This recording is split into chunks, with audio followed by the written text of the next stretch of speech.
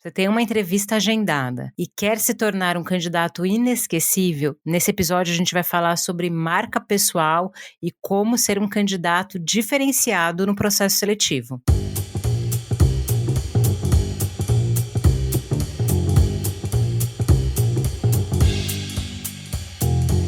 Olá, começando um episódio inédito do Foca no Trabalho, podcast semanal onde a gente fala sobre empregabilidade, carreira, e essa semana a gente vai falar sobre marca pessoal, como se tornar um candidato inesquecível no processo seletivo.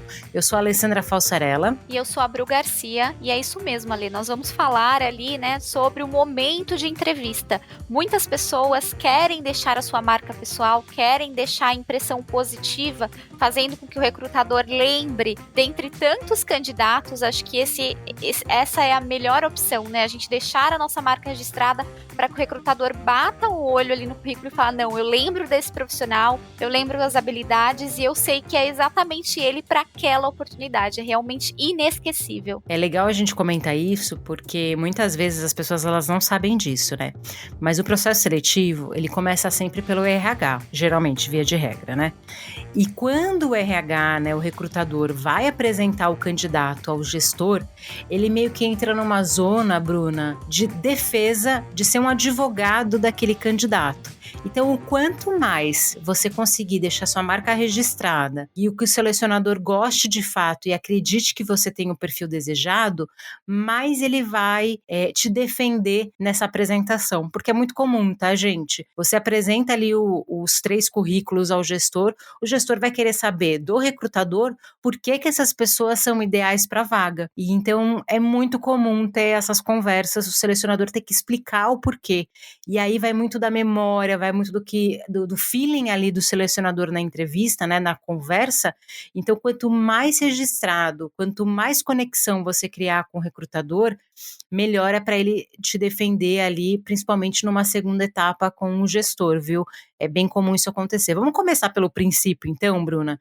Eu queria começar com uma dica que poucas pessoas fazem, e que até antes da entrevista, a gente já vai chegar na entrevista, que é quando a gente é convidado para o processo seletivo, né? Geralmente a pessoa te liga, te manda uma mensagem no WhatsApp, ela fala qual é a empresa, ela fala qual é a vaga, e é muito comum a gente ir direto para a entrevista. O máximo que o pessoal faz é dar uma pesquisada sobre a empresa. Só que poucas pessoas vão lá na vaga em si e fazem uma reanálise, estudam a vaga que elas de fato vão para a entrevista. Por que eu estou dando essa dica antes da entrevista? Porque é bacana você revisitar a vaga e você começar a fazer uma reflexão, o que eu tenho de diferencial, que é super assim legal para essa posição, que fez tanto eu me candidatar nela, para você se preparar para a narrativa que você vai ter na entrevista, né? Então você fazer esse alinhamento, né? Qual que era a vaga mesmo, revisitar, estudar a vaga novamente e, é claro, estudar sobre a empresa, o que a empresa faz, como que ela faz, para você também não ter ali, acho que a pior impressão que você pode passar, né, Bruna, é que você não conhece a empresa que você está querendo trabalhar, né? Você não faz ideia do que a empresa faz. Tudo bem ter dúvida, tá? Fala, olha, eu estudei, eu não entendi tal coisa, tá tudo certo. Mas você ir ali no improviso, você corre o risco de passar ali a imagem de quem, assim, é mais uma entrevista que eu tô indo, e aí você não vai conseguir fazer essa marca, esse registro ali do seu perfil, entendeu? E é bem isso, viu, Ale? Em todos os episódios aqui que nós gravamos sobre entrevista, nós sempre começamos com essa preparação. É necessário sim se preparar para a entrevista. Ah, mas eu vou bem no improviso. Não dá para ir para uma entrevista improvisando. A gente precisa sim se preparar. A Ale falou muito bem de entender, de estudar ali a empresa, mas também eu trago o outro lado que é estudar o teu currículo. Quando você estuda o escopo ali da oportunidade, você também deve estudar o teu currículo. O que tem ali no teu currículo que vai chamar atenção? É importante que você leia, né? As pessoas acabam não estudando o próprio currículo. Isso é uma falha muito grande. Quando o recrutador faz uma pergunta ali de alguma experiência, a pessoa leva um tempo e fala, eu fiz, eu não fiz. Quando você estuda, você entende um recorte ali daquela experiência profissional que você teve, que vai fazer total diferença, que vai marcar o recrutador e vai mostrar para o recrutador que você tem aquela habilidade, principalmente você alcançou os resultados que você pode alcançar nessa oportunidade que você está concorrendo. Então você vai fazer toda a diferença. É importante sim a gente preparar o nosso pitch de apresentação e saber se vender. É isso mesmo, é você saber se vender ali na entrevista. Quando você estuda o teu currículo, estuda a empresa, você consegue fazer esse match perfeito, criar um texto, uma narrativa que vai fazer com que você seja lembrado pela sua experiência, pelas suas habilidades. E principalmente, né, os resultados que você entregou. É muito importante nesse pitch inicial, nessa apresentação de abertura, você fazer um resumo, né? Porque você não vai conseguir falar da sua trajetória inteira em 2, 3, 4 minutos, porque muito mais do que isso fica cansativo. Esse discurso inicial, ele tem que estar com um plano de fundo, o que essa vaga queria, o que essa empresa busca, né? E aí você consegue ajustar. E aí eu vou dar uma dica, aí já pré-entrevista e na entrevista, você pesquisar o perfil do selecionador. Então hoje, todos os recrutadores estão no LinkedIn, você consegue ver o tipo de postagem que a pessoa faz, você consegue ler o perfil dela, ou dele, né? Pode ser um rapaz, a gente acaba falando muito no feminino, mas tem vários recrutadores homens. Então, você lendo o perfil da pessoa, você consegue identificar um pouco do jeito dela. E aqui, gente, eu sei que é uma zona cinzenta, mas vem comigo que vai fazer sentido. Para a pessoa, a gente gosta, né? A gente tem uma tendência do ser humano de gostar daquilo que é similar a gente, aquilo que a gente tem afinidade, tá? Eu não estou dizendo para você ser diferente do que você é, tá bom? São pequenos ajustes ali na sua comunicação e na sua postura que podem contribuir para uma conexão maior. Eu vou dar um exemplo mais prático, Bruna. Você está sendo entrevistado por um selecionador que é muito objetivo. É papum, é uma pessoa que vai ali certeira, não dá muita explicação. Se você for uma pessoa que tem uma tendência muito a detalhes, nessa hora é legal você dar uma segurada. Por quê? Esse selecionador, ele vai ter uma tendência, tá, gente? Não é uma regra, tá? Mas é uma tendência. Isso a gente chama de rapport em vendas, a gente chama de conexão ali, né, com a pessoa, a afinidade que ela tem, o quanto mais parecida você for com ela.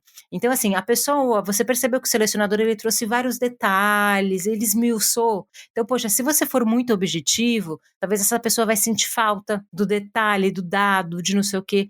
Então, uma forma de você conseguir fazer com que o selecionador não te esqueça, e além das suas competências técnicas e resultados, é você tentar emular um pouco do estilo. Então, por exemplo, o selecionador, ele é mega informal, ele solta até uns palavrão ali no meio, sabe? É um cara, né, sei lá, uma mina que adora ali uma gíria. Então tenta ser mais solto, talvez se você for muito formal, palavras muito difíceis, não vai criar esse match entre você e o selecionador. E tem que lembrar que o selecionador, ele é um representante da cultura da empresa e ele tenta, assim, externalizar o que acontece lá dentro na entrevista. Então, se você vê que o selecionador é muito diferente de você, provavelmente, talvez, né, essa cultura também seja muito diferente de você, então tá até melhor que você não passe. Mas se for algo mais sutil, é legal emular e prestar atenção em detalhes. Então, assim, você lê o perfil da pessoa, você vê que é uma pessoa engajada, que posta bastante no LinkedIn, leia as postagens dessa pessoa. Isso pode até, no meio da conversa, surgir um assunto, você fala, nossa, eu vi o seu post, foi super interessante. Ela vai saber que você viu o perfil dela, tá tudo certo. Te chamou para uma entrevista. Mas isso vai criar uma conexão. Não estou dizendo que é para você stalkear o selecionador, mas são detalhes que, poxa, sei lá, vou dar o meu exemplo aqui. Quando eu pegava, eu não estou fazendo mais tanta entrevista, mas quando eu fazia entrevista e a pessoa achava o podcast, escutava 1 ou 2 episódios, ela não vai ser aprovada por conta disso, mas isso me demonstrou o cuidado que ela tem de fazer uma pesquisa um pouco mais aprofundada, de entender, poxa, sabe assim, isso cria uma conexão. E não tem jeito, a gente tem que ser cordial, tá? Não é ser puxa-saco de ninguém, mas é ser gentil e cordial. Se na entrevista você não tá fazendo esse esforço, não vai ser no dia a dia que a pessoa vai fazer. O selecionador, ele vai avaliar tudo. Ele avalia tudo que você faz, tudo que você fala, desde o contato do telefone até a entrevista. E acho que é legal a gente também mencionar um pouquinho de, né, a linguagem corporal, seja numa entrevista virtual ou numa entrevista presencial, né? Isso influencia muito, né? Como você conduz a sua comunicação ao longo da conversa. Exatamente. Como você falou, né, Ale? Fazer ali o dever de casa de você estudar o perfil do recrutador, você não precisa nem citar. Se você não se sentir confortável, você não precisa citar. Você pode trazer ali na tua fala, para estar atualizado, eu escuto podcast. Então, você já traz ali um conteúdo meio sutil que você vai se identificar com a pessoa e gerar essa conexão. E quando quando a gente fala de linguagem corporal, a linguagem, o corpo fala, né? Tem que tomar cuidado com o que você está falando, estudar o que você vai falar, mas também com a sua postura. Muitas vezes a gente vai fazer uma entrevista remoto e a gente não tem essa preocupação em como o seu corpo está falando, se você está posicionado mais para frente, se você está jogado na cadeira. Tudo isso também reflete uma impressão para o recrutador. Se você quer ter a sua marca pessoal lembrada de forma positiva, você também precisa ter ali uma postura positiva, mostrando que você está entendendo, que você está em conexão, que você está ali prestando atenção no que está sendo falado, no que está sendo perguntado, não só na fala, mas também no corpo. É necessário que a gente tenha esses cuidados, tá? Cuidado com o ambiente que a gente vai fazer a entrevista também, de preferência, o ambiente esteja organizado, que mostre ali um pedaço mais organizado do teu ambiente. É importante a gente ter esses cuidados porque fazem a diferença, compõem a nossa marca pessoal e vai também somar ali para a decisão do recrutador em levar você para o gestor ou não. É importante a gente lembrar que, assim, na entrevista, tudo é avaliado e a gente também não quer que a pessoa fique paranoica. Mas quanto mais fluida a conversa, mais natural a conversa, melhor ela é. Tudo bem no começo você começar a ficar um pouco nervoso e aí depois flui, o selecionador ele vai perceber isso como algo tranquilo. O problema é manter a constância. Tem uma coisa também Sim. que eu acho que é legal mencionar, quando a gente fala da preparação, a gente já sabe quais são as perguntas que vão ser feitas, né? Mas muitas vezes a gente não treina e não presta atenção no nosso rosto também. E eu já dei essa dica em outros episódios lá no Instagram, se você não segue a gente, @foca no trabalho, siga a gente lá também. Mas você gravar respondendo as perguntas, né? Hoje em dia todo mundo tem celular com vídeo, né? Muito fácil você fazer um vídeo. Faça as perguntas para si mesmo, responda e assista o vídeo depois. Como que você está respondendo? Como que é o tom de voz? Como que está a lógica da resposta?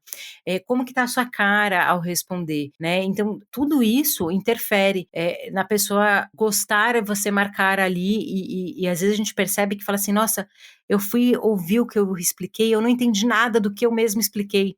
Então, poxa, acho que aqui, assim, é criar roteiro mesmo, ó. Então, acho que nessa pergunta, então, por exemplo, Contar uma perguntas... história mesmo, né? Saber qual Exatamente, o seu história você vai storytelling, contar. exatamente. Como que você vai contar? Então, por exemplo, eu tenho que falar sobre a saída da última empresa, ou por que eu desejo sair se eu estou trabalhando? Vamos cuidar, a gente tem que tomar cuidado para não falar mal da empresa que você está anterior à atual, porque é aquilo, se você fala mal da empresa anterior ou atual que você está, a empresa que você está sendo entrevistada vai falar, putz, existe grande chance dessa pessoa amanhã falar isso da gente. Então, assim, a gente tem que criar uma forma de falar a verdade, mas com profissionalismo. Tem algo que não está funcionando? O que é? É a cultura da empresa? Você está pronto para o próximo desafio? Você acredita que hoje você não está sendo bem remunerado? Veja a narrativa disso e faça vídeos curtos respondendo essas perguntas e assistindo. Tá fazendo sentido? Essa lógica fez sentido, a narrativa? Porque muitas vezes a gente faz esse exercício no espelho, ou faz com o familiar não entende nada do que a gente faz. O espelho você não consegue prestar atenção no que você está falando. Então é bem legal você fazer esse teste. E principal, né, Bruna, você falou de estudar o currículo, não coloque nada no seu currículo que você não saiba explicar e que você não saiba... Sabe aquela técnica, acho que foi você que falou uma vez, Bruna, se eu estiver confundindo, você já me fala, tá? Aquela técnica do STAR, de entrevista, é uma técnica para você responder a pergunta aqui. Eu vou pegar, gente, uma colinha, porque eu não sei de cabeça, tá? São 5 palavras. Então, STAR significa situação, tarefa, ação e resultado. STAR. E é uma técnica muito boa para entrevista. Então, tudo que você coloca no seu currículo, você tem que conseguir responder através dessa técnica STAR. Eu vou repetir. Qual que é a situação, qual é a tarefa, a ação e o resultado. Se você não consegue responder essas 4 coisas, talvez você não tenha participação naquele projeto, naquela atividade que você imagina. Então, imagina o seguinte, Bruna, o selecionador vai e pergunta assim para mim, Alessandra, me conta como você fez para reduzir o tempo de fechamento de vaga. Eu tenho que falar da situação, a tarefa, a ação, o resultado. Situação, eu tinha um número de vagas com tantas pessoas. E aí eu percebi que no dimensionamento, tarefa, no dimensionamento tinham selecionadores com muitas vagas complexas juntas e outros selecionadores com muitas vagas não complexas. E isso fazia com que a galera que tinha vagas complexas não conseguisse fechar rápido. Então, dar uma dividida no nível de dificuldade ajudou. Qual foi o resultado? Fechar em tantos por cento as vagas mais rápido. É o STAR. Eu vou repetir: situação, tarefa, ação e resultado. Se você não consegue responder a técnica STAR nas atividades, você vai criar, sabe aquela pergunta que assim, me fala uma característica sua. Eu sou muito detalhista, me traz um exemplo. É a mesma coisa, STAR. Então nessa ação, nessa tarefa, Ajuda a ação, o bastante. resultado. A gente vai deixar até na descrição aqui do episódio, porque esse método STAR é bem legal, porque é só você fazer o link, estar presente. Você estava naquele projeto, você estava naquela atividade, você era responsável por aquilo. Se não, você pode seguir o caminho. Eu era um apoio, eu estava ali auxiliando, né? Então isso ficava com a minha liderança, isso ficava com o profissional mais sênior da área, tá tudo certo. Mas a partir do momento que você coloca isso, principalmente no pitch inicial, né? As pessoas, né? O selecionador depois vai voltar e vai fazer as perguntas É bem de follow-up completo, mesmo. né? Você vai trazer ali o contexto completo, então você já traz os resultados, já traz a situação, é muito mais fácil de você até se preparar para a entrevista pensando dessa forma. Você consegue levar ali as suas narrativas de uma forma muito mais assertiva. E o recrutador entende ali por completo a sua experiência, né? Você fala pouco, mas você fala ao mesmo tempo tudo que é necessário para chamar a atenção, para atrair a atenção do recrutador. Um ponto que muitas pessoas têm dúvidas, Ale, é a questão de, eu posso fazer perguntas para os recrutadores ou não, e o que eu pergunto, né?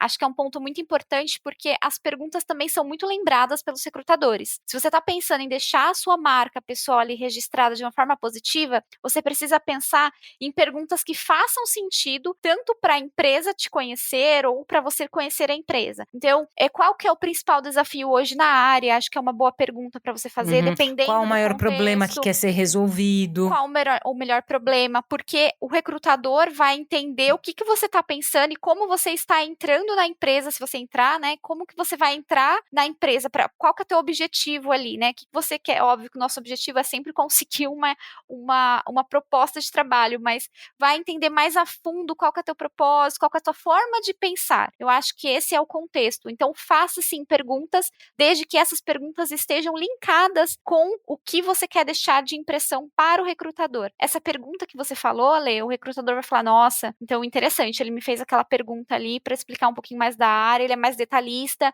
ele é mais analítico, ele quer entender ali o que ele vai resolver, bacana. Então isso forma uma imagem positiva e deixa uma impressão ali que o recrutador vai lembrar de você com certeza, pela tua pergunta. E tem uma coisa também que é importante você sentir quando a entrevista também acabou. Tem muita gente que a entrevista acabou, eu já consegui todas as informações, você está tentando fechar a conversa e o candidato ele continua. Você quer que a pessoa depois lembre de você? Você deve mandar uma mensagem depois agradecendo pelo tempo. Nossa, foi muito gostoso o papo, eu espero que dê certo, fico à disposição. É legal você fazer isso pós-entrevista no dia seguinte, dali a algumas horas, mas não tente ficar estendendo ali a entrevista quando você vê que a entrevista já finalizou. Tem muita gente que, né, já virou até meme, né? Eu vou chegar lá na entrevista, eu vou pedir referências da empresa, eu vou perguntar por que a última pessoa saiu. É super engraçado isso no Instagram, e eu acho que a crítica é até pertinente. Eu gostaria que a gente tivesse espaço, de verdade, Bruna, para perguntar, né? Essa posição é uma